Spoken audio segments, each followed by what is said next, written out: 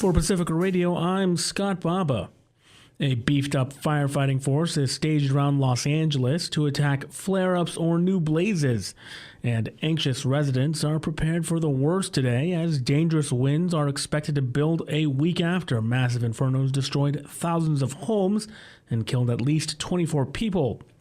Planes that drop firefighting chemicals and crews ready to pounce on hotspots are positioned across the city.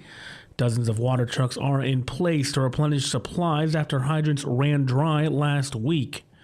LA County's fire chief said crews are better prepared, but warns that everyone in the potential fire zones should be ready to evacuate.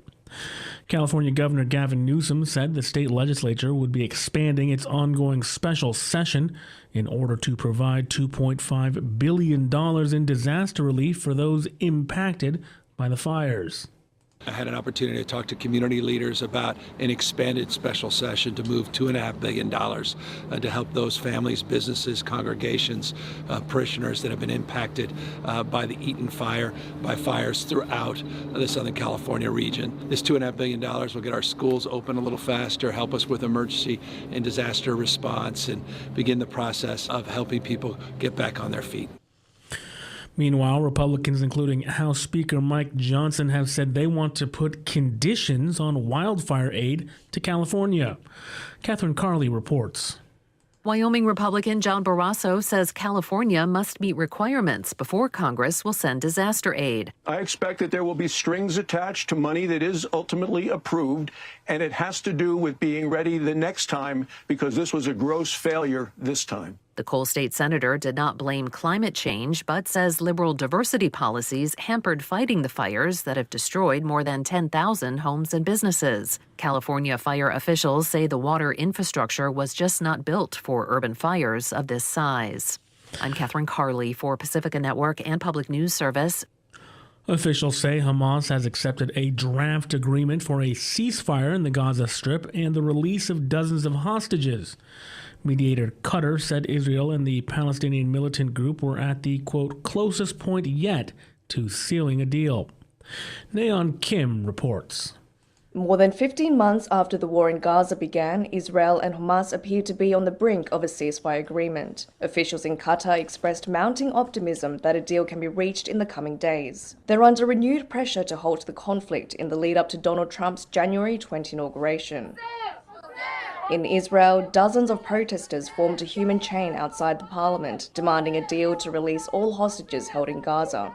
Holding their photographs, they chanted their names and "come back" in Hebrew. Shay Dickman lost a cousin in captivity. Right now we're standing here, 98 people, to hold the signs of 98 people that we're waiting for. This is the chance. We can't let it go until they're all here with us.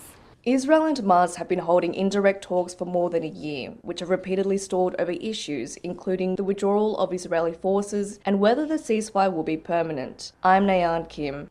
NATO leaders from across the Baltic region are gathering in Finland amid concerns that Russia is targeting critical infrastructure in the area.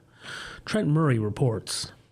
The summit is being hosted by a number of key NATO countries, including leaders from Germany, Sweden, Poland, Denmark and Estonia.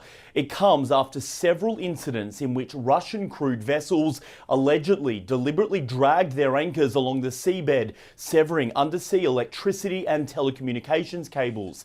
Experts have warned it's part of a so-called hybrid warfare campaign by Moscow, a charge the Kremlin has denied. NATO allies have promised to increase Navy and Air Force patrols around the Baltic to protect against future attacks.